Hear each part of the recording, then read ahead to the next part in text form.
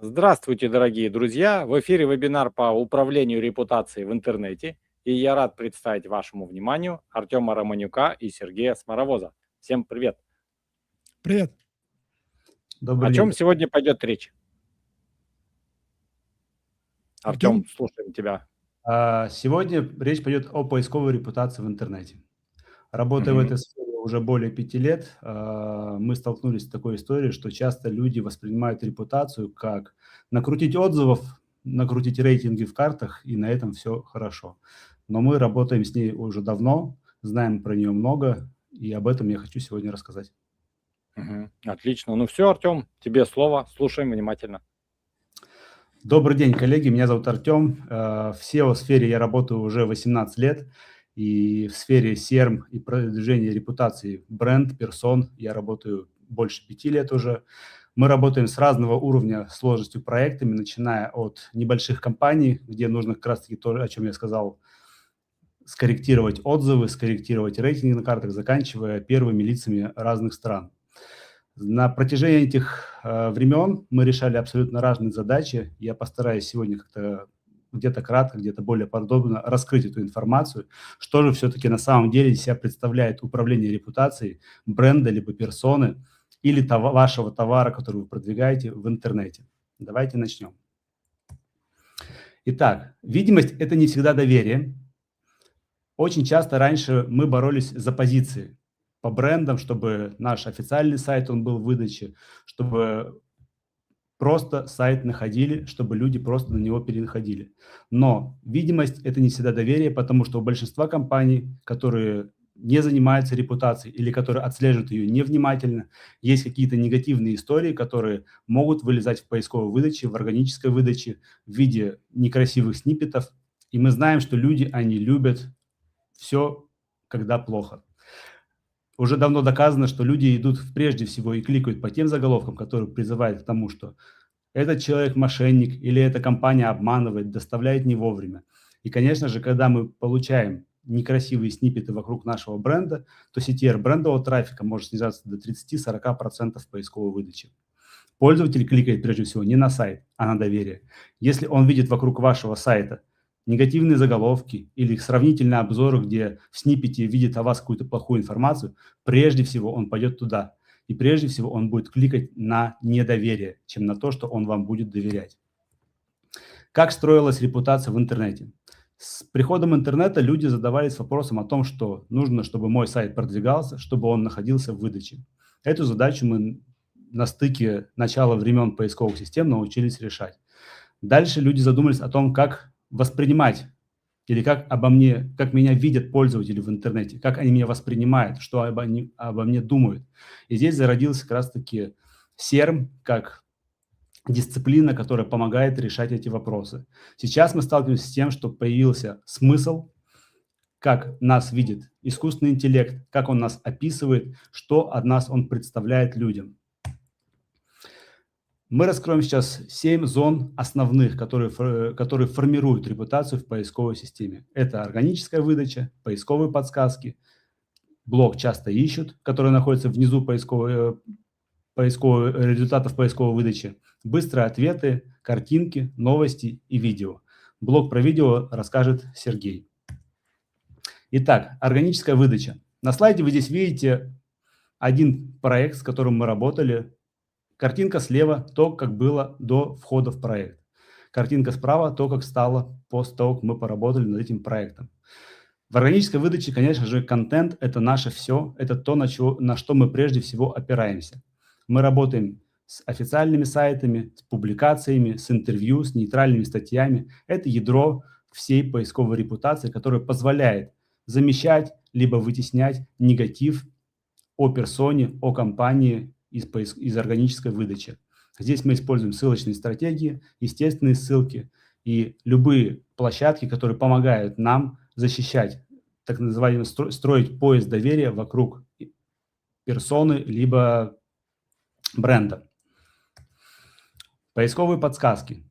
Это, конечно же, то, что формирует первую эмоцию у человека о персоне либо бренде. Если мы в поисковых подсказках видим негативные поисковые запросы, если мы видим какие-то негативные вбросы, то понятное дело, что прежде всего пользователь будет кликать по этим поисковым подсказкам, ища какие-то закорючки, к чему прицепиться, к человеку или к бренду, что найти о нем плохого. Мы решаем эти вопросы своими собственными ресурсами, своими сервисами, которые позволяют вычищать поисковые подсказки от ненужного негатива. Конечно же, здесь немаловажно то, как идет информационный фон в разрезе того, в разрезе персоны либо бренда, о котором мы говорим. Но здесь мы очищаем от слов мошенники, обман, приговор, суд, что-то подобное. Генерируем позитивные запросы через контент и социальные кампании, что позволяет формировать правильный новостной информационный фон вокруг персоны либо бренда. Люди также ищут. Этот блок, он отчасти дублируется, он находится внизу органической выдачи, который дублирует поисковые подсказки, но иногда сюда выходят запросы, которые связаны с брендом либо с персоной. И здесь также стоит заботиться о том, чтобы у вас была чистая экосистема, чтобы о вас были хорошие поисковые запросы, которые показываются пользователям и по которым они кликают, докручивая органическую выдачу до конца. Граф знаний. Это то, что первым человек видит о бренде, либо о компании, либо о персоне. Этот блок формируется из кратких фактов, и здесь идет контроль восприятия. Здесь очень важно следить за актуальностью того, о чем пишут. И в этом блоке есть один очень такой важный момент. Сюда иногда выводятся новости. Последние новости, которые связаны с брендом либо с персоной. И сюда часто залетает негатив. В этом случае нам необходимо заботиться о том, чтобы создавать правильный новостной фон вокруг бренда либо персоны, где мы будем видеть позитивные новости, либо нашу альтернативную версию в случае того, когда идет информационная атака на бренд либо персону, чтобы люди, они видели не только то, что пишут негативного о компании, но и то, как компания строит свою репутацию, то, как она защищает свое имя и то, как она работает с тем, чтобы исправить ситуацию, которая сложилась вокруг нее. Конечно же, здесь мы используем корректировки Википедии, корректировки каких-то биографичных сайтов, либо тех сайтов, которые описывают информацию и способствуют формированию этого блока. Обязательно здесь стоит работать непосредственно с вашими ресурсами, чтобы поисковые системы подтягивали в этот блок, в частности Google на данном скриншоте, подтягивал нужную информацию о бренде либо о персоне. Картиночный поиск. Здесь, конечно же, нам нужно следить за тем, чтобы удалять устаревшие либо искаженные изображения. Использовать наши официальные ресурсы и все те ресурсы, которые находятся под нашим контролем, добавляя актуальные фотографии, инфографику и брендовые баннеры. Немаловажно уделять время, уже не секрет, SEO-оптимизации картинок, прописывать альт-теги, следить за ними, какие заголовки там используются. Важно, если мы говорим о персонах, если вы выкладываете информацию с ваших телефонов, зачищать EXIF метаданные в каждой фотографии, потому что, например, вы можете передавать геопозицию снятой фотографии, чем могут воспользоваться люди, которые хотят вам навредить каким-то образом. Конечно же, здесь используем юридические инструменты для того, чтобы удалять украденные либо дискредитирующие изображения по суду, и в юридическом поле мы в этом формате тоже работаем. Зона 6. Новости. Главные новости формируются блоком в Google, и сюда выводятся все те новости, которые транслируются и которые подчеркивают актуальную свежую повестку о персоне либо о бренде. Очень важно следить за тем, что в момент информационных вбросов взаимодействовать с аккредитованными Google News партнерами, которые могут транслировать сюда. И если мы видим в главных новостях какие-то истории, которые связаны с фейками, вбросами, либо какой-то недостоверной информацией, компроматной информацией, когда компанию пытаются очернить, либо вскрыть какие-то факты, которые недостоверные. Нам важно сюда выходить, и это очень быстрая работа, реакции здесь очень быстрые. В течение часа-двух нужно выпускать свою повестку, чтобы кроме негатива, а в том случае, когда негатив утихает, важно вообще в принципе вычистить этот блок, чтобы аккредитованные партнеры, СМИ, которые готовы писать статьи, размещать статьи, они выходили здесь и вымещали тот негатив, освещая ту повестку, которая есть у вас. Или выводя ваше альтернативное мнение. Сергей, вам слово. Да, значит, по поводу видео. То, о чем рассказывает Артем, это крайне важно и крайне необходимо делать. И в этой ситуации у меня для вас есть 3 новости. Одна хорошая и 2 плохих. Начну с хорошей. То, что вы сейчас видите на слайде, то это, в принципе, вы это можете делать самостоятельно. Самая элементарная SEO-шка – это прописывать имя персоны, либо название бренда в названии вашего ролика, обязательно прописывать в описании, обязательно это имя и этот бренд произносить в самом ролике и прописывать в тегах. Ничего здесь сложного нету. И это необходимо делать, вернее, вы это можете делать сами. Не обязательно все эти вещи делегировать. Но есть 2 плохих новости. Одна – это нужно делать, во-первых, постоянно. Не то, что вот как с SEO-шкой вот многие привыкли. Написали какую-то статью, забыли про нее там на 3-5 лет, потом вспомнили, ой, у нас там что-то лежит. Пошли поправили тайтл, пошли поправили сниппет, и оно изменилось. Проблема в том, что этим нужно заниматься постоянно, особенно в формате коротких роликов. Короткие ролики, я забегаю немного вперед, наверняка будет вопрос, а где публиковать короткие ролики? В связи с тем, что у нас есть в стране многие разные ограничения, я эти соцсети произносить не буду. Но если, допустим, ваши конкуренты публикуют в какой-то из сетей ролики, и эти ролики вы видите в поисковой выдаче, значит, вам тоже нужно быть. Поэтому, забегая вперед, говорю, что да, это делать нужно. И вторая плохая новость, что если вдруг, не дай бог, вас закажут или у вас начнутся проблемы, то самостоятельно вы от этого не отстреляетесь. Важно уже начинать это делать сегодня, работать с видеоконтентом.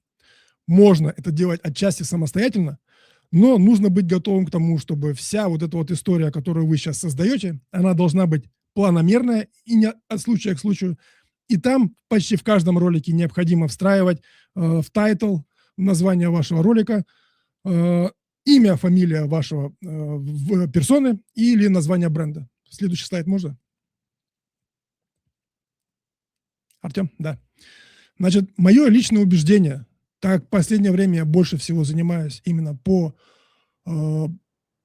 специфике продаж, что SERM и репутация – это в первую очередь про продажи. Многие со мной могут поспорить.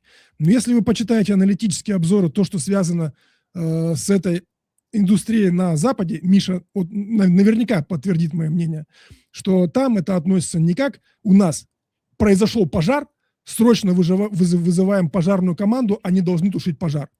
Там с этим работают с первого дня основания компании. Потому что что? Вам необходимо привлекать профессиональных сотрудников. Если у вас будут плохие отзывы о вас где-то, особенно если от уволенных сотрудников, к вам не пойдут квалифицированные специалисты. Если вы в дальнейшем планируете привлекать инвестиции, инвесторы тоже не дураки, они тоже умеют вбивать запросы в поиск и тоже находить о вас информацию. Как в текстовую на сайтах, так и в видеоинформацию. И тут такой очень важный момент. Видеоконтент, несмотря на простоту его создания, он имеет еще определенную сложность. И здесь я вас должен предостеречь, что если вдруг вы решите, что можно заниматься только видеоконтентом, а все остальное, то, о чем рассказывает Артем, этого не делать, это не так. Одно без другого не работает.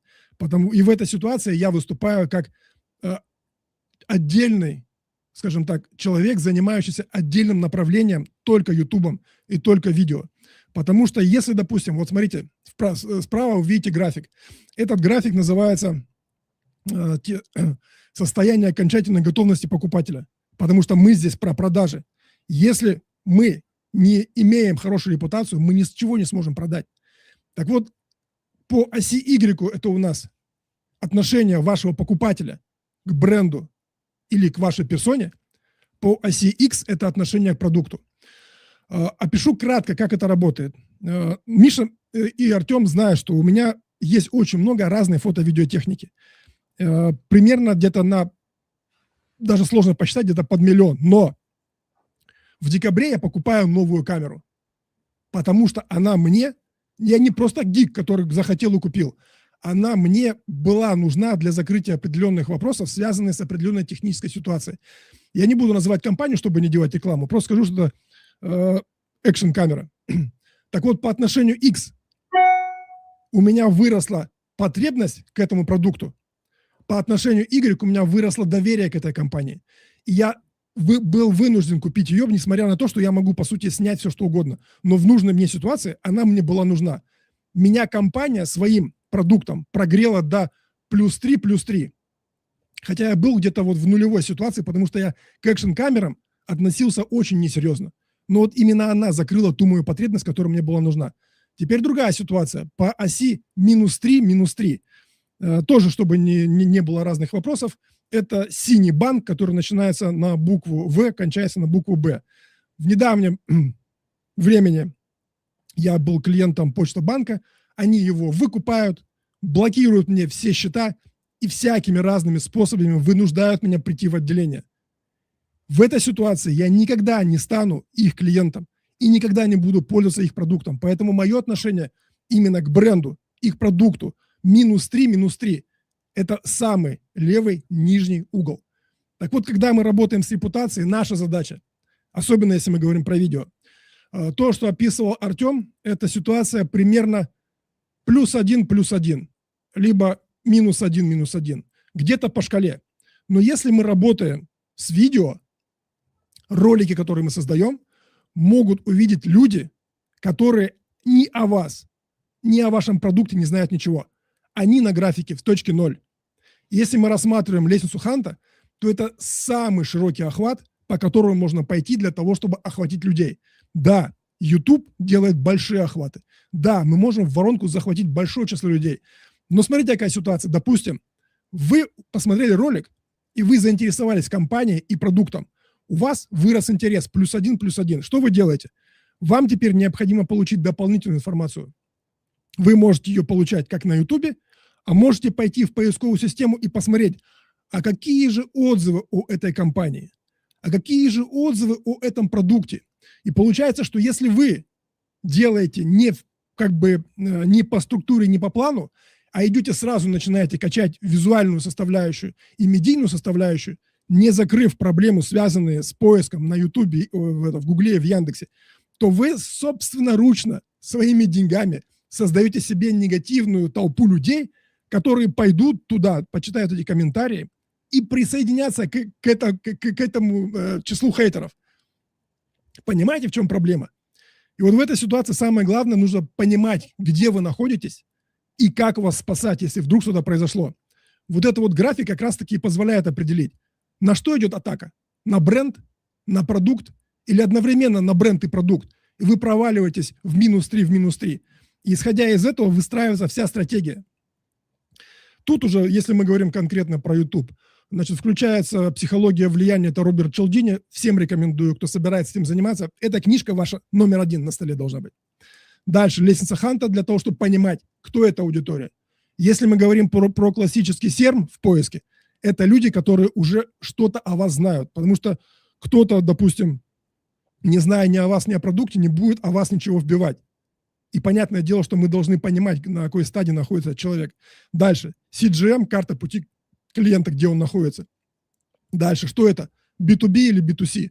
Потому что если мы, допустим, вернемся немножко назад в ретроспективу и вспомним конфликт на YouTube и вообще в интернете между Тиньковым и Немагией, то это был B2C-шный хейт, и с этим бороться крайне сложно. Потому что YouTube – это такая платформа, как только возникает какой-то хайповый контент, какая-то хайповая тема, те люди, которые могут так или иначе об этом что-то сказать, они будут это делать. Неважно, они взаимодействовали с вами, не взаимодействовали с вами. B2C-шка находится гораздо большей опасности в зоне риска, чем B2B-шная история. Потому что я наблюдал за проблемой между компанией Интерскол и блогерами Папа Карло, которые нелестно выразились о продукции этой компании. Так там уже выстроилась немножко другая история. Я думал, сейчас будет опять очередной хайп, и начнутся опять эти войны интернетные. Но все сошло на нет. Компания подала в суд, у них там были тяжбы, ребята как-то там по суду отстрелялись, но они на это потратили 2 миллиона рублей. И здесь вот необходимо понимать, Вы в B2C-шке или в B2B-шке? С кем вы воюете? На какой площадке вы воюете? Против кого вы воюете? Какими методами будете все это дело отстаивать? И это уже очень серьезная история. Так, что у нас там дальше? И если мы говорим про... В первую очередь я вам говорил, что вы можете создавать на старте ролики. Вам важно, чтобы в заголовке было либо ваш бренд, либо фамилия, имя персоны, то уже когда мы переходим в более высокую стадию, когда мы уже работаем не просто, чтобы ролик был, и не важно, сколько просмотров, их может быть там 20, 30, либо 100, а когда мы выходим уже в высшую лигу, и мы сейчас работаем с клиентами, которым мы делаем 100 тысяч просмотров на одном ролике, 200, 300 тысяч, миллион, 2 миллиона, и там совсем другие охваты идут. И вот тут уже необходимо применять технику вирусных заголовков. Это 4U, либо техника SEO-пива. Польза, интрига, важность и отклик. Когда вы попадаете в поиск по запросу в Гугле или в Яндексе, это одна история, там важно, чтобы было восхождение. Но если мы говорим про широкие охваты и по лестнице Ханта с большими охватами, то здесь без вот этих вот технологий с психологии влияния Роберта Чалдини и вирусных заголовков не получится противостоять хейтерским роликам. Потому что сама природа хейта, она более, скажем так, притягательна людям. И для того, чтобы его перебить, необходимо использовать другие манипулятивные техники, которые уже из черной зоны переводят людей в белую зону и выстраивают уже через охватные ролики благоприятные отношения к вашему бренду-продукту. Можно следующий слайд? И в этой ситуации, конечно же, без аналитики мы ничего не сможем делать. Мы всегда анализируем до начала работ, анализируем в процессе работ, выстраиваем какие-то гипотезы, тестируем их постоянно, проводим технику взаимодействия перелинковки SEO-слот. Это когда у нас каждый контент имеет связь с другим контентом. Он как технически между собой может быть перелинкован, так и идеологически, что вот это вот является продолжением вот этого вот. И это выстраивается как в единую структуру, в единую подачу информации. Дальше у нас, если, допустим, мы работаем с переливом трафика, нам обязательно нужно его отмечать UTM-метками. Причем одна UTM-метка у нас стоит в описании к ролику, другая UTM-метка стоит в комментарии в закрепленном ролику.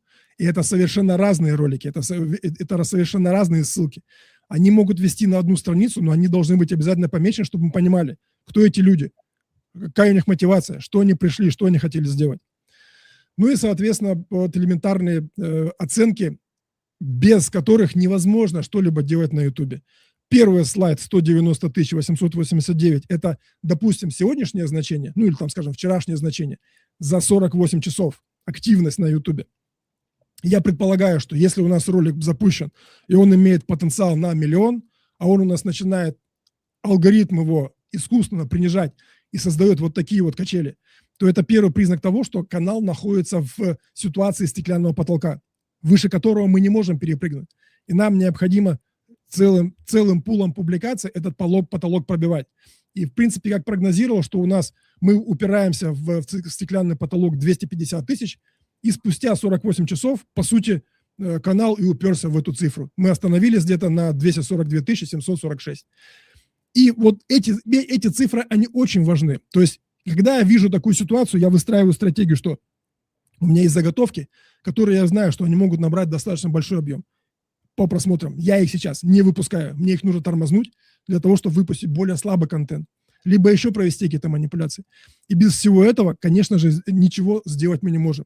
И еще момент – это оперативная реакция на любые изменения. Как только что-то происходит, с помощью аналитики мы все это отслеживаем и всегда вносим в коррективы в наш контент-план для того, чтобы использовать эту энергетику, использовать эти изменения и в дальнейшем улучшать ситуацию по работе с этим брендом, с этой компанией, с этой персоной. Да, Артем? спасибо, Сергей. Мне нравятся воодушевленные люди, которые горят своими идеями. Сергей в данном случае огонь. Спасибо, Да, Сергей. это точно, он всегда с горящими глазами. Молодец. Да. Итак, репутация. Извините. Репутация в интернете. Это контроль всех зон видимости. Пользователь, он видит не позицию в разрезе репутации, он видит экосистему, которая строится вокруг бренда. И нам важно в всей этой задаче контролировать органическую выдачу, контролировать поисковые подсказки, блог часто ищет, контролировать блок быстрых ответов, контролировать картинки, контролировать новости, контролировать видеоблоги, которые выводятся в поисковой выдаче. Вот тогда мы полностью управляем всей экосистемой репутации, и мы получаем тот результат, в котором мы можем отвечать на любые вызовы, которые приходят в поисковую выдачу в виде вбросов, информационных атак, спорных моментов, судебных тяжб. Бренды без этого, в принципе, не живут. Банки, страховые компании, они все постоянно находятся под атакой. Они все постоянно находятся под атакой не только своих потребителей, но они также находятся под атакой тех ненавистников, конкурентов, которые строят против них козни. И в этом мире мы живем. Поговорим об отзывиках. Отзывы – это второе мнение, которое от пользователя, где мы можем получить отклик о нашем бренде.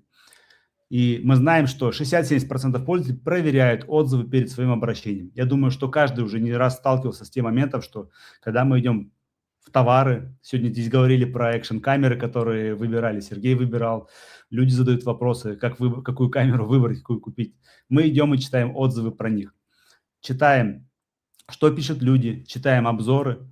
И мы знаем, что по запросам, связанным с отзывами, отзывики занимаются топовые позиции. И здесь важно, что 70% решений принимается под влиянием этих отзывов. Что мы делаем в данном случае и что важно делать в этом случае? Здесь есть 3 основы, на которых мы стоим и что мы делаем. Первое – это, конечно же, мониторинг. Здесь мы используем инструменты, которые позволяют нам во мгновение ока быстро получать информацию о том, где, когда вышел отзыв, где, когда вышел обзор о компании, о продукте, о персоне, неважно, и который помогает быстро идентифицировать, что это за выходы пошли.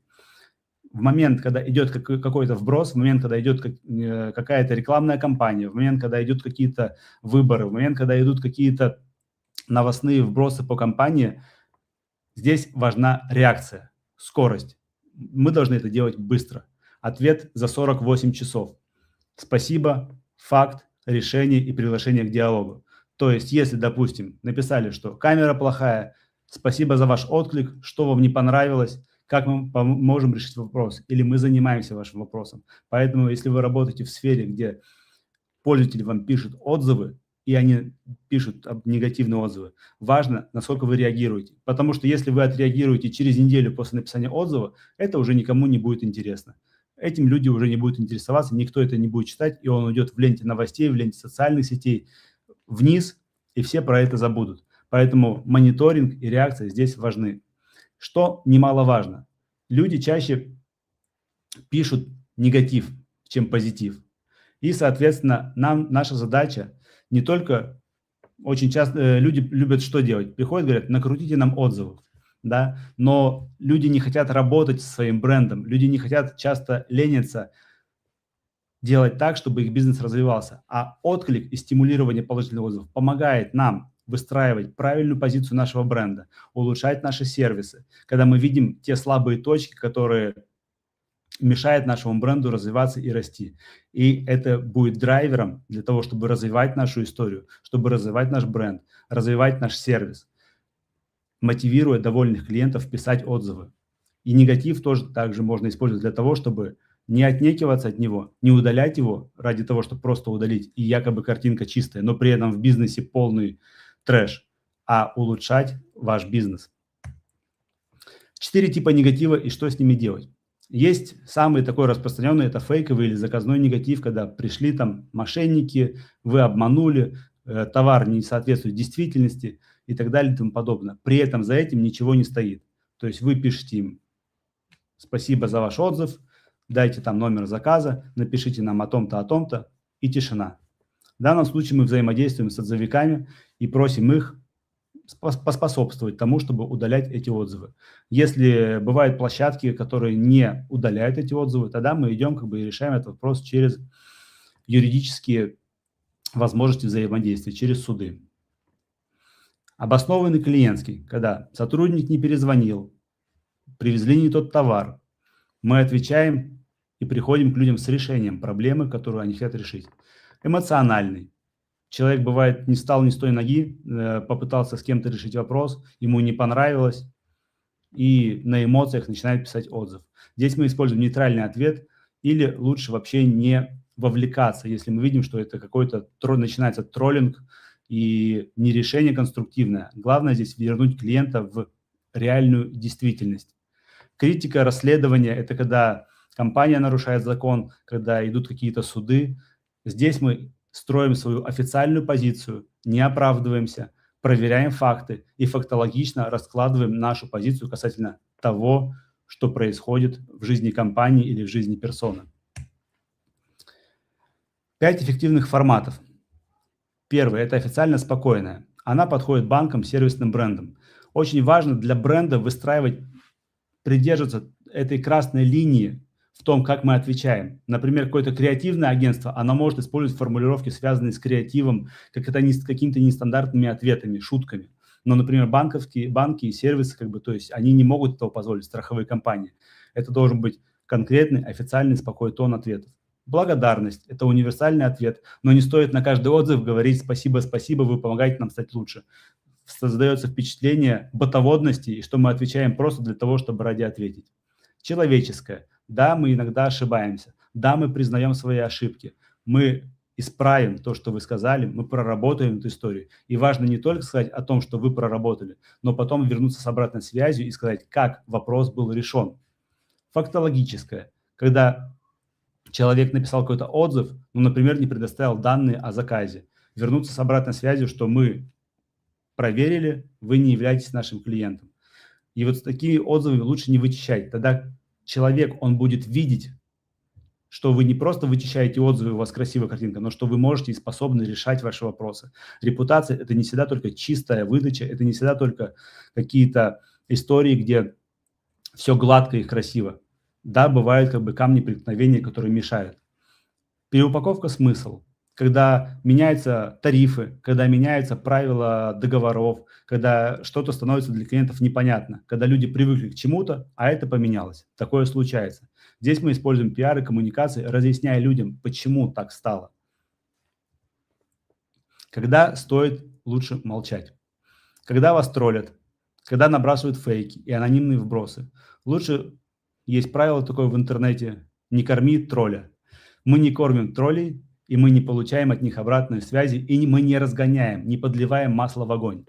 Старые публикации, которые вне топ-30. У нас есть кейсы, конечно, чаще всего классический SERM, он строится на топ-10, топ-20. Есть истории, когда мы заходим глубже топ-10, топ-20, опускаемся до топ-100, чтобы чистить негатив, потому что такие сферы, как банки, финансы, займы, кредиты, там есть система комплайенса, которая копает глубже. И очень часто репутация компании, она строится не только на том, что видят вас пользователи, но привлечение сотрудников в вашу компанию зависит от того, что о вас пишут. Привлечение инвестиций в компанию зависит от того, что о вас пишут и что о вас говорят. Какая у вас история, финансовая в том числе. Когда происходят массовые атаки, координированный вброс. Тут, как говорится, люди без паники. Нужно понять, откуда этот источник, что он из себя несет, и лучше дать одно какое-то официальное заявление, использовать пресс-релизы для распространения информации, которая происходит. Иногда бывают массовые атаки и вбросы просто для того, чтобы набросать, потому что вас заказали. Есть целая индустрия черного пиара, которая работает на то, чтобы выманивать деньги, публикуя какие-то непонятные новости для того, чтобы забивать выдачу непонятными компроматными ресурсами, которые на себя называют якобы под эгидой официальных расследований, что они там расследуют, что они там ищут, но как такового основания под собой не имеют. Политические и юридические чувствительные темы. Здесь, конечно же, мы не говорим в комментариях, оправдываясь, мы говорим фактами, что происходит, почему так случилось, и что мы делаем для того, чтобы решить этот вопрос. И лучше в данном случае, во всех этих случаях, создавать новый контент, чем вступать в спор с этими людьми. Итак, подведем итог. Что важно, когда мы работаем с негативом? Важно его идентифицировать, важно его классифицировать, выбрать стратегию в зависимости от того, что мы получаем, какое место он занимает в поисковой выдаче, блок графа знаний или главные новости, или он просто где-то отранжировался. Мы отвечаем или заменяем, отслеживаем эффект, который получился после проведенной работы. Давайте поговорим теперь про такую сейчас самую горячую тему – это искусственный интеллект. Все знают, что люди начинают искать там, люди начинают там сравнивать, люди начинают запрашивать, что ты знаешь какие отзывы о компании, что ты знаешь о том или ином человеке. Михаил, вы проверяли, что о вас говорит искусственный интеллект? Время от времени иногда. Мы тоже проверяли. У Мы, вас Миша, всё все неплохо. знаем про тебя. Это хорошо. Вот. Искусственный интеллект управляет смыслом. Он предоставляет агрегированную информацию о том, что происходит у вас или что происходит в вашей компании, что делается в ней. И что здесь может быть? Здесь могут быть истории, которые удобны вам и описывается бренд так, как нам надо. Но когда он начинает описывать какой-то негатив, либо какие-то стороны неудобные, там могут либо извращаться, да, то есть и представлять картину о бренде немножко в другом ключе, не так, как нам это удобно. Либо встречаются галлюцинации, когда искусственный интеллект начинает додумывать факты, которых нету. Нам здесь важно идентифицировать все эти вещи и вносить в трактовку правильный смысл, который мы хотим принести людям. Ключевыми источниками, конечно, здесь, опять же, все равно в ИИ рулит контент. Мы смотрим источники данных, откуда эта информация происходит, что она за собой несет. И мы начинаем работать с этим контентом, либо создаем новый контент, который позволяет принести альтернативную версию. Очень хорошо здесь работает работа с официальными источниками, официальными сайтами персон, официальные сайты компаний, официальные соцсети компаний, в которых можно сформировать объяснения, в которых можно создать нужные необходимые блоки вопросов-ответов, разъясняющие ту или иную позицию. Дальше мы это все отдаем в ИИ, и он смотрим, следим, отслеживаем результат. Что мы делаем в данном случае? Проверяем запросы каждые 2-3 недели, мониторим их. Что ты знаешь что происходит какое твое мнение И в данном случае проверяем несколько источников генерации ответов, сравниваем их и выстраиваем из этого стратегию. Важно понимать, что на это требуется время. Не всегда те публикации, которые выходят в СМИ, они учитываются искусственным интеллектом. Для этого проводим аналитику. По нашему наблюдению, то, что находится в топ-20, чаще всего и используется в ответах ИИ. За редким случаем, когда какие-то старые истории подтягиваются из других источников, их нужно корректировать. И ответы – это новая первая страница интернета. Компании с сильной цифровой репутацией будут формировать базу доверия для искусственного интеллекта. И мы видим, что здесь все это эволюционирует. Хвосты запросов растут, люди перетекают, появляется блок ответов, который, кстати, неплохо отъедает CTR. И мы заметили, что когда появляется блок ответа искусственного интеллекта в поисковой выдаче, CTR с первой позиции органики снижается где-то на 50%. И перетекает клики с первой позиции на 5-ю, 6-ю. А первым блоком пользуются люди для того, чтобы читать. Поэтому это тоже важная зона мониторинга. Мы, конечно же, работаем не только с контентом, но работаем и с законом. SERM, в принципе, без юридического отдела – это полдела. Здесь мы работаем с клеветой, вторжением в частную жизнь, нарушением авторских прав. Все эти вопросы решаются с помощью силовых структур, закона, там, где это можно, то есть в правовом поле.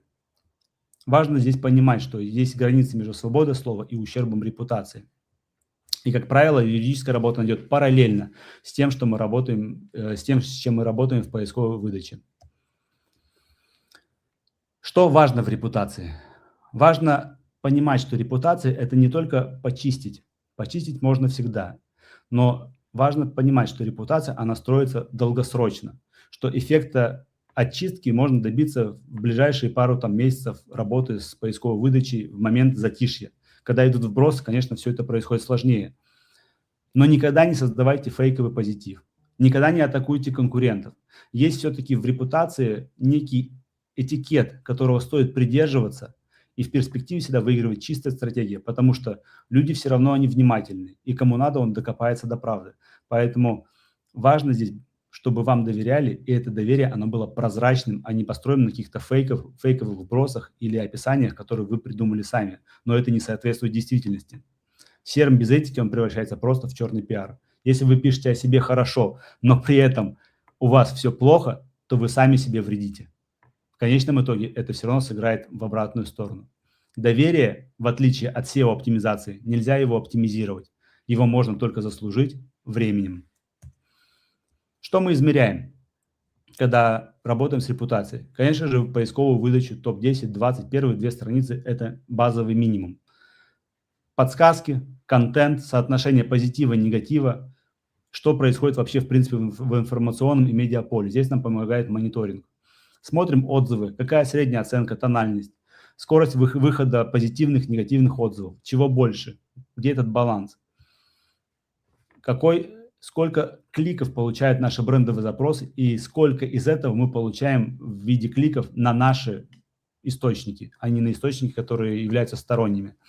И, конечно же, мы мониторим и ответы в виде сохранения информации о том, что было и как это стало.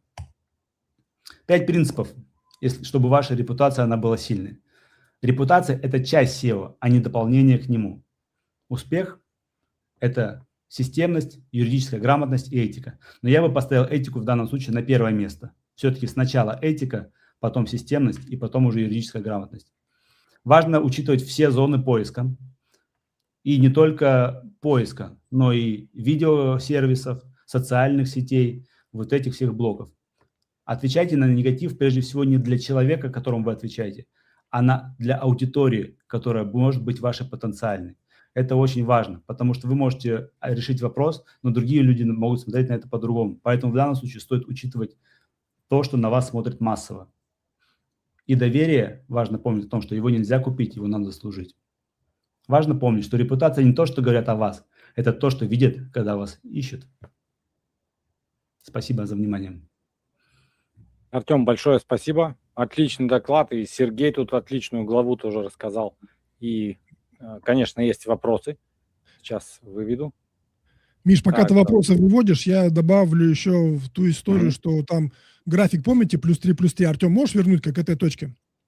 Да. У нас же все-таки SEO-шный эфир, нужно немножко LSI-чика сверху накинуть. Чуть-чуть назад. Смотрите, сейчас наверняка будет в чате вопрос, который будет трактоваться примерно следующим образом. А можно ли продвигать бренд и защищать бренд, и вычищать репутацию с помощью яичного контента? В этой ситуации могу вас огорчить, потому что если вы будете создавать ролики, которые будут неинтересны людям, если вы будете создавать аватары, которые будут свайпаться каждую там секунду, то вы из точки 0 улетаете, вот о вас никто не знал ничего, и вы сняли какой-то яичный ролик, так называемый популярный АИ-аватар. И с этим АИ-аватаром вы тут же улетаете с нуля по оси бренда -1, -2 и -3. Поэтому получается, что вы собственными руками, собственными силами и собственными деньгами создаете негативную репутацию, создаете негативное отношение к себе и к своему бренду. Но, с другой стороны, я не скажу, что вообще нельзя использовать аишный контент. Аишный контент я в своей работе использую примерно на 30, на 40, на 50%. Это когда мне необходимо проанализировать ролик персоны или там ролик бренда, из которого я буду выбирать контент для публикации. Мне необходимо понять, где какие триггеры, где какие паттерны, где какие точки, которые я могу использовать для создания этого контента. Мне необходимо, если я делаю вырезку из этого контента, из этого, допустим, подкаста или там из длинного ролика, или создается какой-то специальный короткий ролик по этому вопросу, мне необходимо решить 2 вопроса. Польза, интрига, важность и отклик. И в этой ситуации я могу этот ролик, который готов, прогнать через нейронку и получить ответ, какой из этих пунктов у меня слабый. Либо, если мы говорим про SEO-шку, это SEO-пиво, польза, интрига, важность и отклик. Если мы говорим про широкоохватные ролики, это по лестнице Ханта широким охватом, то здесь у нас получается техника 4U. Выгода, интрига, срочность и причастность. Так вот, когда у меня какой-то из этих пунктов проваливается в этом ролике, я этот пункт усиливаю через нейронку дополнительными смыслами, которые создаю либо в виде визуального контента, либо, допустим, прошу спикера озвучить мне часть ролика, я его вставляю закадровым голосом, перекрываю футажами, либо делаю озвучку нейронкой, которая дальше потом, которая делает основной хук повествования, и дальше уже открывается ролик. Поэтому здесь мой ответ двоякий. Не нужно считать, что нейронка решит вам все проблемы. Этого не будет. Если вы будете подходить грамотно к решению этого вопроса, то нейронку можно и даже нужно использовать.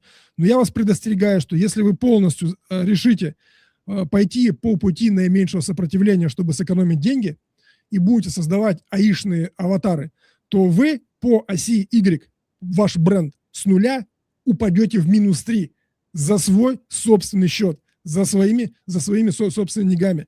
Я очень долго спорил с ребятами, которые пытались мне пропагандировать так называемый контент-завод, который как бы без вашего участия создает контент. Это все полная фигня, если мы говорим про бренд и про товар. Если вы создаете какие-то там, не знаю, сателлиты, доры и так далее, без вопросов. Как только возникает вопрос доверия к вашему бренду, никаких ИИ-аватаров и никаких этих самых сценариев, написанных GPT. Это все полная фигня. Золотые слова, слушай, да. Я вот никогда не хотел бы, чтобы вместо меня какой-нибудь нейросетевой там аватар вел вебинары там, ну или какие-нибудь сторис там, рилсы всякие и прочее. Люди же сразу увидят и перестанут доверять, уже скажут, да, это... Да, все, сразу сходу. Это сразу по бренду с 0 до -3. Даже в плюс там не будет ничего. Вот, точно. Да, так и есть. Вопрос, ну вот еще так, резюмировать, если как правильно работать с негативными отзывами? Ну, в принципе, как бы мы говорили об этом, был целый слайд, посвящен тому, как правильно реагировать на негативные отзывы. Ну, как резюме, так вкратце скажи. Да, соответственно, в данном случае важно идентифицировать, как бы, о чем вообще этот отзыв, что нам хотят принести. Если нам хотят принести, как бы, историю о том, что вы все плохие, как бы, и такая детская позиция, да, то есть, как бы, все плохо, то этот отзыв, как бы, лучше, в принципе, не сказать, ну, ребят, кто вы? Понять, кто стоит за этим отзывом, прежде всего. Если за этим отзывом стоит никто, то это, скорее всего, какая-то ботоводная история накрученная, которая не требует никаких действий. И в данном случае нам лучше модерировать это все через площадки, где размещен этот отзыв. В принципе, такие сервисы, как «Отзовик», там, «Рекоменд», они вполне нормальные, коммуникабельные ребята, и с ними можно это решать вопрос. Те же картографичные сервисы Яндекс карты, с ними можно вступать в диалог, и если вы обосновываете свою позицию, то эти отзывы будут удаляться. Если негативный отзыв касается вашего бизнеса, и он касается того, что на самом деле произошла какая-то ошибка, то в данном случае негативный отзыв помогает. Не надо воспринимать негатив как что-то плохое. Очень часто мы подвержены тому, что все там про меня написали плохо, как бы что с этим делать. Этот негатив, он позволяет вам расти. И в данном случае отталкивайтесь от того, что это ваша точка роста, что вы где-то можете улучшить свой бизнес. И в данном случае будет не зашкварно, как говорится, да, там на сленге, признать эту ошибку, сказать, да, то есть мы здесь допустили ошибку, да, мы готовы ее решить, предложить клиенту решение. И главное, чтобы вся эта линейка переписки и решения вопроса, она была не где-то в личке, а она была где-то в видимом пространстве. Если мы, допустим, используем Яндекс карты для этого, то мы как бы все решение вопросов ведем в Яндекс картах и говорим об этом. Либо, соответственно, мы решаем этот вопрос с клиентом в личных сообщениях, но потом пишем то, как мы это решили, и просим клиента также взаимодействовать с нами, сказав, что как бы да, то есть на самом деле вопрос был решен. И тогда человек, он видит, что с ним взаимодействуют, ему дают обратную связь, что с этими ребятами можно работать и им можно доверять. А не так, что мы приходим, вообще, в принципе, есть такое исследование, мы о нем будем говорить в курсе, который уже готов, когда оценка 5 чаще ставится под сомнение, чем оценка, допустим, 4,8. Делались замеры, социальные опросы, что люди доверяют больше тем, у кого есть хоть какая-то доля негатива, чем тем, у которых абсолютно чистая картина. И в данном случае важно вот это вот идентифицировать и понимать, что не весь негатив, он плохой. Да, с фейком нужно работать. Да, с заказными историями нужно бороться. Их нужно убирать. Но там, где вы можете использовать негатив в качестве роста и улучшения вашего сервиса, вашего бизнеса, это нужно использовать во благо, а не для удаления. У меня есть Артем, добавить, Миш, это ответ уже вообще. по видео. Значит, крайне важно снимать видео, просить клиентов, чтобы они снимали видеоотзывы о вас, как в горизонтальном варианте, так и в вертикальном варианте. Причем я абсолютно согласен с Артемом в этой ситуации. И я как клиент и как пользователь, который тоже, ну, человек, который покупает разные вещи, я всегда в первую очередь захожу, смотрю оценка 4.8, 4.9, и я всегда иду ищу негатив. Я смотрю, как компания отработала негатив. Так вот, в этой ситуации у меня уже своя собственная есть тактика по созданию видеоотзывов. Видеоотзывы мы, по сути, искусственно создаем негатив. Потому что если будет, что, ну, Миша красавчик, Миша Шишакин, он такой-сякой, это будет масло масляное, это будет как бы, ну, смотреться не совсем хорошо. Но когда я скажу, у Миши есть один недостаток, я И ему мы уже знаем, об этом какой. говорил, но... И мы знаем, какой он не заходит в аналитику YouTube. Да, да, да. И вот тут возникает, что Миша человек, он не робот, он не идеал, он не ангел, он такой же, как и я. И тут уже если мы вспоминаем Роберта Чалдини «Психология влияния и взаимодействия», как только какой-то человек или компания позиционирует себя, что они ангелы, они как бы отрываются от земли и уходят в небеса. И они в отрыве от нас. И когда я вижу человека, который такой же, как и я, который с эмоциями, с ошибками допускает там какие-то промахи, мне с ним коммуницировать проще, чем с ангелами, которые улетают в небеса, и с ними, как с ангелами, бизнес не ведут. Вот в этой ситуации мы придумываем какой-то этот негативный отзыв, маленький, там, не знаю, далеко идти, высоко подниматься, там какие-то, там, не знаю, кривые ступеньки, что-нибудь такое несущественное, которое не влияет на саму продажу, вернее, на саму покупку. И создавая такой контент, мы, собственно, через видео-контент попадаем в поиск Гугла, Яндекса и, соответственно, на Ютубе, когда будут искать отзывы о компании, о персоне. Слушай, какую ты шикарную фразу и мысль сказал. С ангелами бизнес не ведут. Прям как название книги какой-нибудь бестселлера. Да, дарю идею, если кто будет писать. Да, очень круто. А вот что делать, если конкуренты накручивают себе именно отзывы, рейтинги, вот прям пачками там рейтинги растут, а у вас как-то крохи и рейтинг низкий? Вот в ситуации, например, с накруткой поведенческих факторов сейчас, когда SEOшникам многим задают такой вопрос на конференциях и так далее, они говорят, ну раз весь топ накручивает, так и вы накручиваете. А вот как быть с отзывами и рейтингами, если все крутят, а нам-то что делать? Компроматный вопрос такой. Здесь прежде всего, конечно же, то есть пробовать стимулировать как бы пользователей оставлять отзывы. Как – это вопрос, конечно, отдельной беседы, то есть как стимулировать отзывы и как вообще, в принципе, стимулировать, да, людей оставлять эти отзывы. Проще всего, конечно, то есть как бы сказать, крутите тоже. Но здесь важно понимать, как бы, что те, кто крутят, они не работают как бы со своей аудиторией, потому что рано или поздно появляется эффект того, что отзывы пишутся на коленке, они генерятся пачками, они становятся однотипными и не решают никакую задачу человека. Когда отзыв натуральный, мы видим, что была проблема, она была решена и как она была решена. Соответственно, здесь очень важно стимулировать отзывы. Тогда они получаются естественными и живыми. И когда мы видим, когда я захожу и работая с большим количеством отзывов, я уже, в принципе, могу идентифицировать как бы отзывы, где идет просто пиар-акция, да, то есть по накрутке отзывов, и я могу также идентифицировать те отзывы, где они на самом деле. И мы смотрим очень часто там на цифры, да, там, там 2000 отзывов там, или 1000 отзывов, там, а у каких-то компаний там их 50, к примеру. Но читая эти 2000 отзывов, ты понимаешь, как бы, что половина из них какие-то шаблонные конструкции, которые из себя не представляют никакой особой жизни. Ты заходишь на те 50 отзывов, как бы, и они тоже, и они покажут абсолютно другую картину. И в данном случае важно уметь понимать и видеть эту шаблонность, эту искусственность. Все равно вот эта синтетика, она будет вылезать, и ее будет видно в любом случае. Потому что нельзя сгенерировать как бы огромное количество отзывов естественных. Но это либо физически сложно, как бы, да, то есть либо физически невозможно.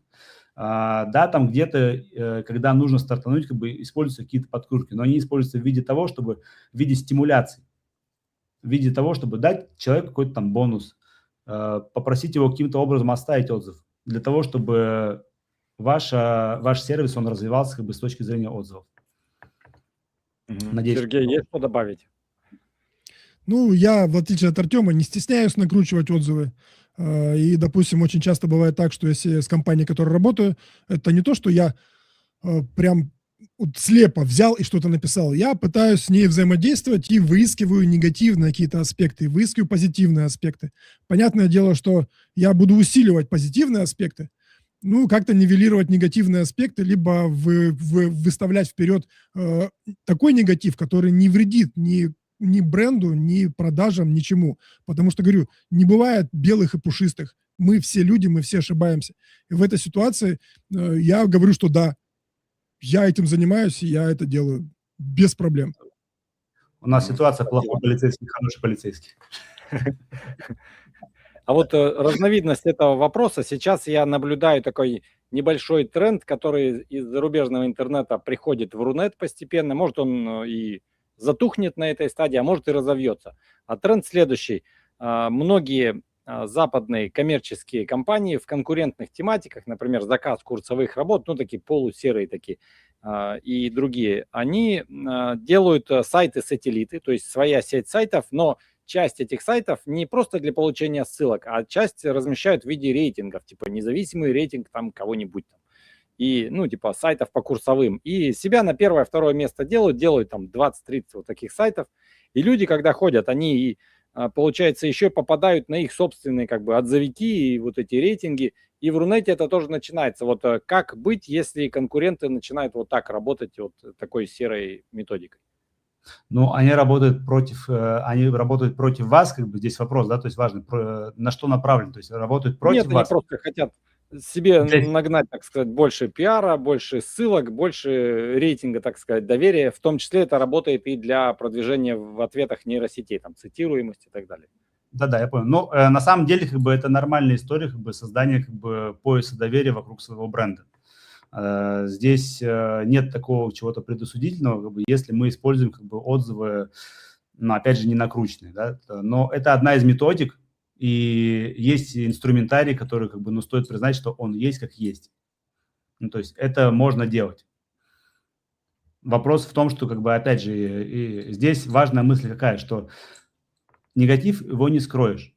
Если ваш бизнес на самом деле построен так, что вы делаете классный, хороший сервис, и при этом вы стараетесь защитить, как бы, свой бренд от негативного информационного поля другого в виде создания каких-то сайтов-сателлитов, которые являются, как сказать, такими, в данном случае мы говорили там про ангелов, в бизнес не идут, но здесь ангелы, которые охраняют ваше информационное поле в поисковой выдаче, то, в принципе, как бы эти вопросы, то есть, можно решать таким образом. Потому что SERM, как бы, здесь это такая достаточно тонкая грань, когда мы маневрируем, да, то есть что между плохо и хорошо, и не всегда однозначно можно ответить, как бы, что здесь плохо, а что хорошо. Вот с точки зрения защиты бренда это хорошо. С точки зрения того, если мы пытаемся обмануть пользователей, создавая сателлиты и пускаем пыль в глаза, но при этом у нас ужасный сервис на самом деле, это плохо. Каждый в данном случае решает сам для себя, какую он стратегию выбирает. Мы либо выбираем стратегию защиты бренда и на самом деле предоставляем хороший сервис, либо мы пытаемся напустить пыль в глаза, создавая какой-то фон. В данном случае пользователи должны просто иметь возможность думать своей головой и понимать, как бы, на какой они площадке читают отзыв и что этот отзыв в себе несет. Сергей, В есть моей мысли? ситуации все морально-этические какие-то сомнения уходят в сторону, когда я вспоминаю график вот этот вот +3, и в точке, где у нас +3, обычно в этой точке люди покупают, они говорят, вот мои деньги, дай мне свой товар. И когда мы говорим про технику SEO-слота, SEO-продажи на YouTube, то это классическая история, когда там мы говорим о своем самом значимом УТП. Вот я, допустим, Мишу знаю, что Миша очень хорошо работает на западном сегменте, и он хорошо работает в контексте создания PBN, всяких разных историй. И, допустим, если, говорить про Мишу в этой ситуации, я бы вот с чистой совестью создал бы какой-то рейтинг специалистов, которые одновременно жили в США, продвигают в Буржнете и хорошо делают PBN-ки. И вот без ложной скромности Миша там будет топ-1 априори. Это мое клиентское мнение. И если я в этой ситуации как клиент согласен и готов отдать деньги, почему этого сервиса не должно быть? Если это УТП Миши, и Миша реально классный специалист. У меня к тебе, Миш, вопрос. Почему этого сервиса нету до сих пор? Ну, слушай, лень, матушка. Вот это вот твой самый жирный минус, о котором я не перестаю говорить. Тебе тупо лень. Кстати, Сергей, вот маленький такой офф-топ вопрос по форматам видео. Вот ты упомянул, что для отзывов или надо делать одновременно, просить клиентов, чтобы делали и вертикальное, и горизонтальное видео. А есть ли какое-то будущее у квадратного формата? Он же, в принципе, удобен и так, и так. Даже вот вебинары можно в квадрате вести, да? Есть какой-то? Или все-таки мы привязаны к телефонам, к экранам компьютеров и только горизонталка и вертикалка? Но если ты сейчас сделаешь квадратный ролик, он будет попадет в ленту шортс. Если он будет там длить дольше 3 минут, то он попадет в лонги, но он будет просто в квадратном варианте. Никто не запрещает этого делать. Другое дело, что это не совсем признанный формат, потому что у тебя остается много черного места сверху и снизу. А если мы говорим про захват внимания, то если ты видел, появилась такая возможность, вот вертикалочку, ее делят пополам, один спикер вверху, другой спикер внизу. И когда мы находимся в режиме диалога, нам не нужно переключаться между ними, мы видим их обоих. Или, допустим, что-то происходит, какое-то действие, и человек комментирует. Кстати, даже есть такой формат, когда кто-то дает какую-то реакцию. Вот он на хромакее где-то внизу находится, а вверху происходит событие. А и в квадрате ты теряешь эту возможность, и у тебя... Зачем? Тем более, что у тебя все... Когда у тебя будет квадратный телефон, ну, наверное, будет такой вопрос. Да, ну, кстати, вот StreamYard, например, сервис вебинаров, через который мы вещаем, он одновременно позволяет вебинары и вертикальные проводить. Ну, там корявая у них какая-то верстка, и я перестал их делать, но попробовал. Ну, то есть ребята пробуют тоже, молодцы. Не, Миш, смысла нету. Вот смотри, есть разделение контента. Вертикальные ролики – это по лестнице Хант, это самый широкий охват. Люди обычно в него пялятся, когда едут в метро, когда им тупо нечего делать. У них внимание, как у рыбки. Он посмотрел, через 5 секунд забыл, что он смотрел там на 10 роликов назад. А когда ты говоришь про трансляцию, какая трансляция? Какая трансляция в вертикальном формате? В метро. Это он не готов воспринимать эти данные. Когда-то горизонталочка, он понимает, что он потратит минимум 10 минут, а то и час. Вот он все, он взял себе там, налил чай, кофе, там, пирожков, сидит и слушает, и кушает заодно. И это, я думаю, что это не приживется. Да, ясно, спасибо. Вот пишут комментаторы, солидный лук у спикеров, я согласен. Сегодня джентльмены просто в пиджаках, я тут как этот тинейджер. Это вопрос, Миша, к твоему бренду. Вот такой вопрос. Что нужно делать, чтобы по бренду появился граф знаний? Чтобы по бренду появился граф знаний, нужно расширять биографичные ответы по бренду. Прежде всего, работать с вашими официальными ресурсами. Использовать биографию бренда или биографию персоны. Использовать соответствующие микроформаты. Использовать блок вопроса-ответа. Конечно же, прежде всего, то есть официальные ресурсы являются основой того, что мы используем. Если есть возможность публиковаться в Википедии, но в Википедии сейчас это сложно сделать, потому что должна быть подтверждена важность персоны, то мы прежде всего работаем с официальными ресурсами для создания именно инфополя для того, чтобы зайти в граф знаний. Далее, соответственно, мы используем как бы сервисы, можно использовать около википедийные сервисы, которые есть в Рунете и за рубежом. Это wiki2.org, RuWiki тот же самый, для формирования там как бы повестки о нашей персоне или о нашем бренде.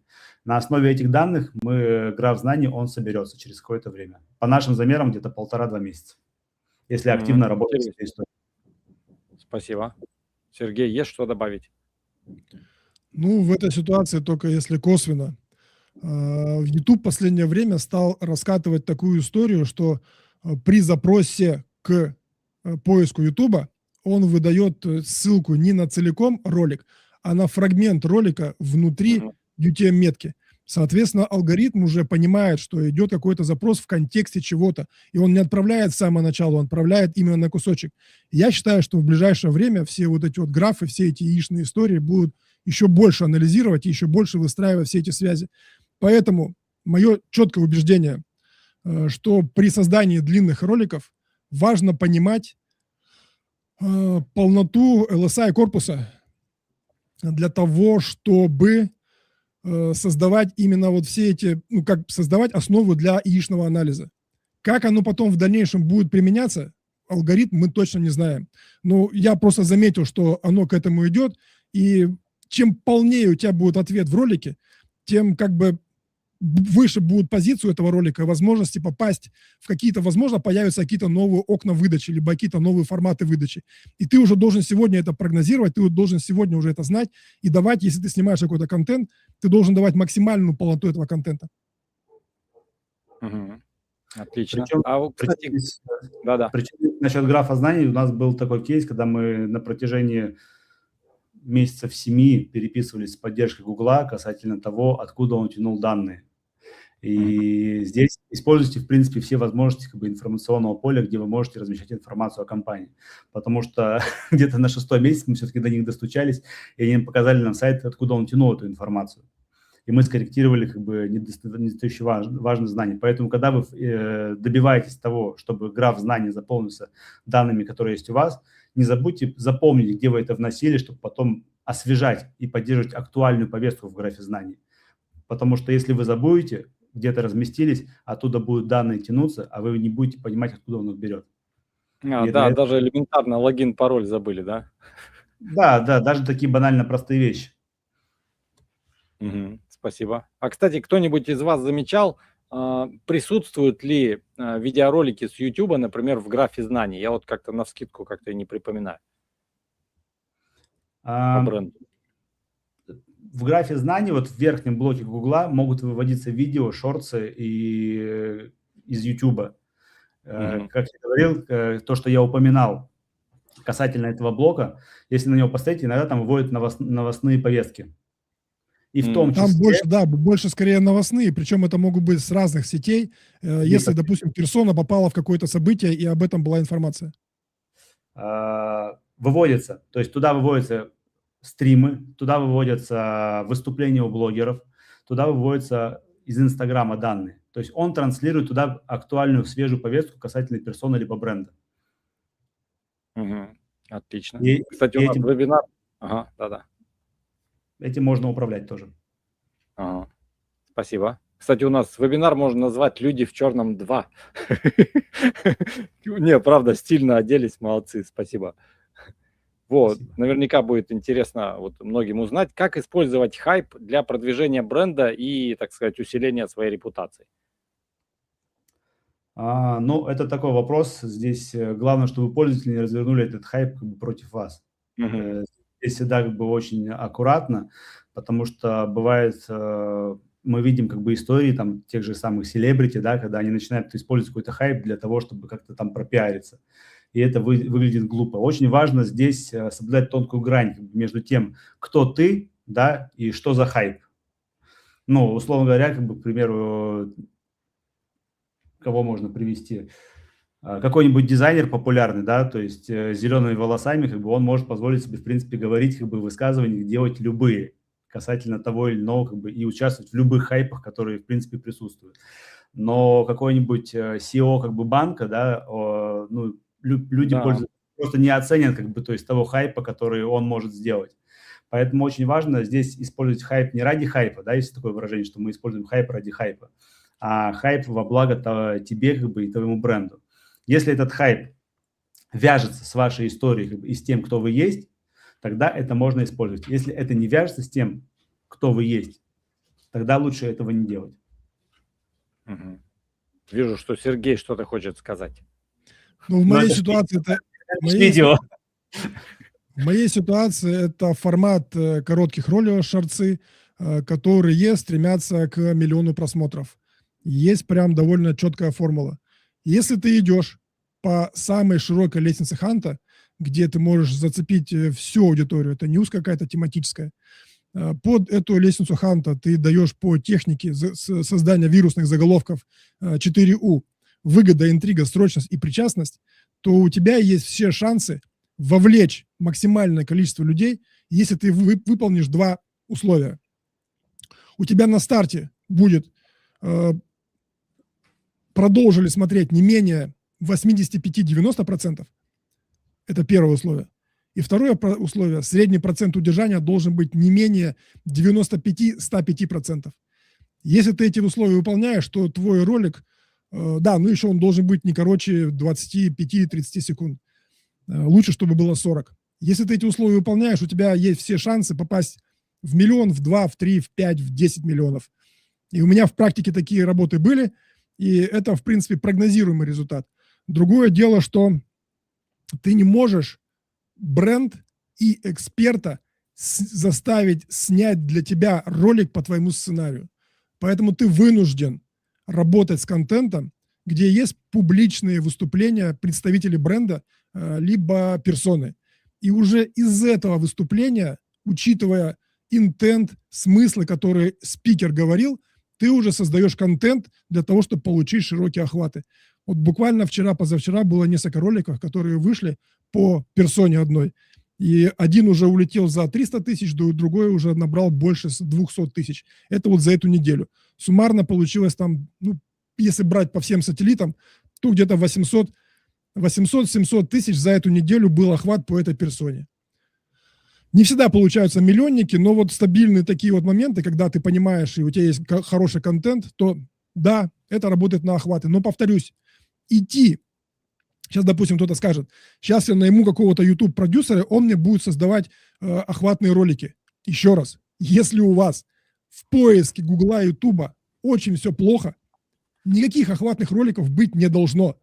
У вас могут быть только те ролики, которые, вернее, у вас могут быть только та информация и те ролики, которые являются как бы там новостной фон. Но если вдруг, когда вы зачистили весь поиск в Ютубе, в Гугле и в Яндексе, тогда уже можно идти и делать хайповые какие-то моменты, связанные с широкоохватными роликами. Спасибо, Сергей. Что-то у меня тут поломалось. Батарейка села. Батарейка села. Ага. Есть еще что-то там продолжить или перейдем к следующему вопросу?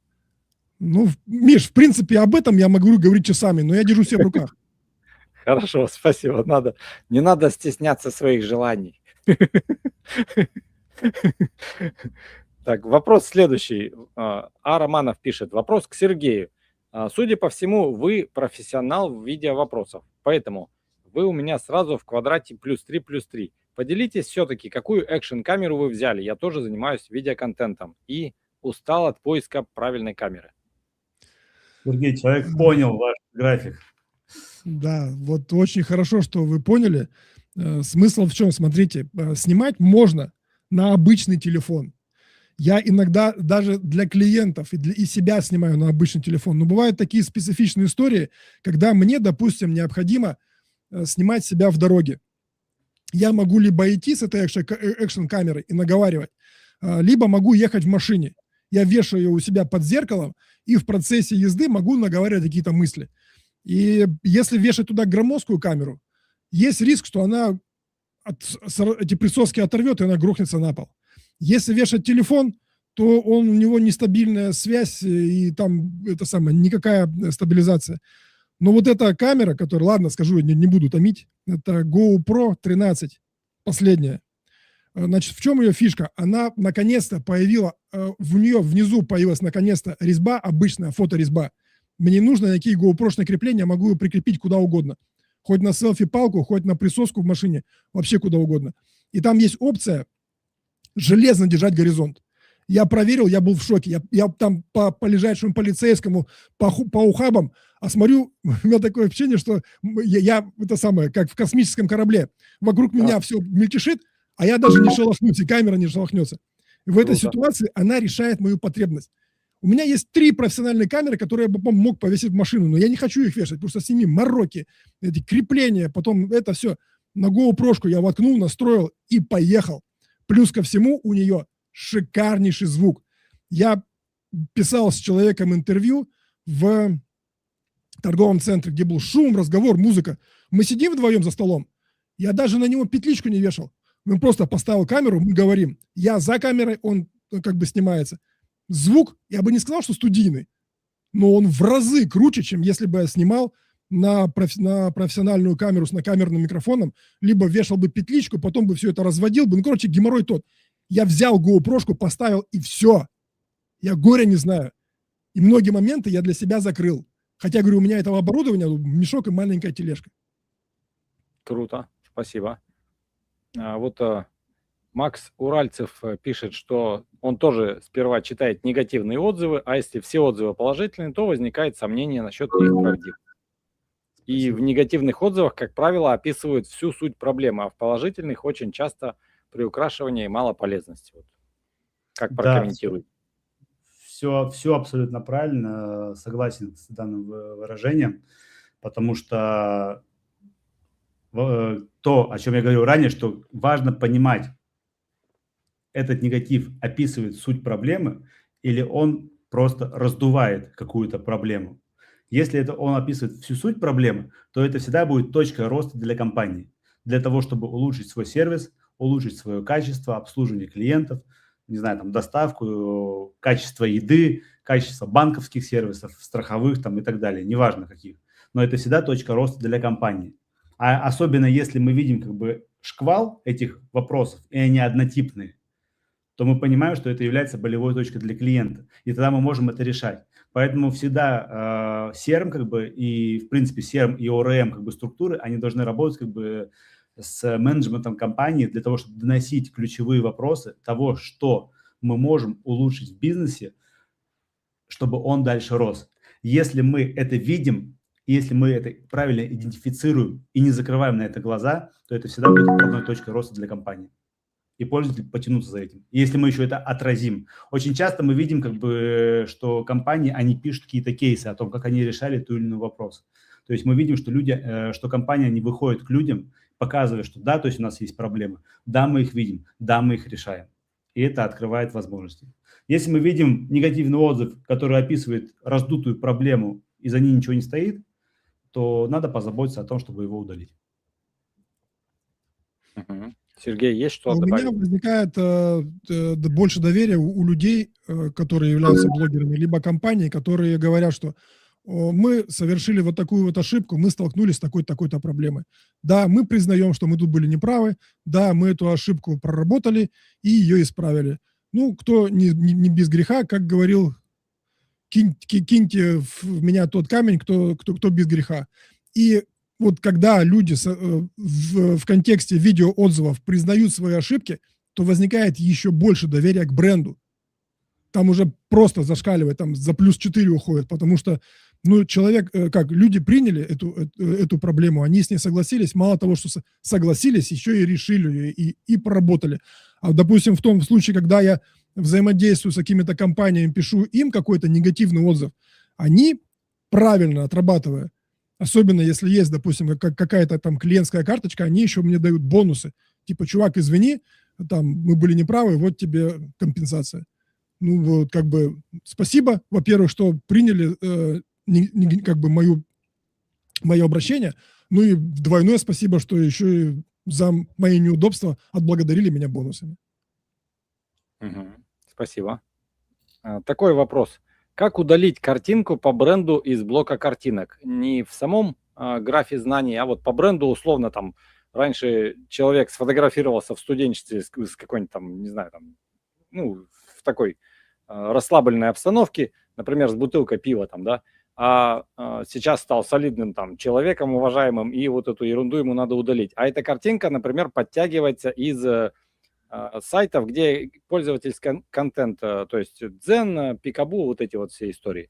И техподдержка того сервиса не отвечает, там, ну, не достучаться. И вот у знакомых была такая ситуация. Вот что бы вы посоветовали в этой обстановке, так сказать? Миш, ты хочешь удалить свои фотографии бодибилдера в 18 лет? Я их сейчас генерю нейросетью.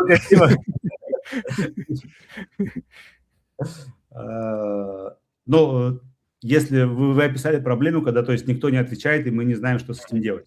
Правильно? Да. В данном случае как бы, мы идем как бы через юридическое поле. Есть у нас юристы, которые помогают удалить эту картинку, потому что это все-таки персональные данные, да, это личная персональная история, и есть право о забвении у поисковых систем. Оно не работает, к сожалению, в том плане, что вы пришли к поиску, сказали, как бы, то есть это мое, как бы удалите. Им все-таки нужно решение как бы суда, либо постановление суда о том, чтобы применить меру.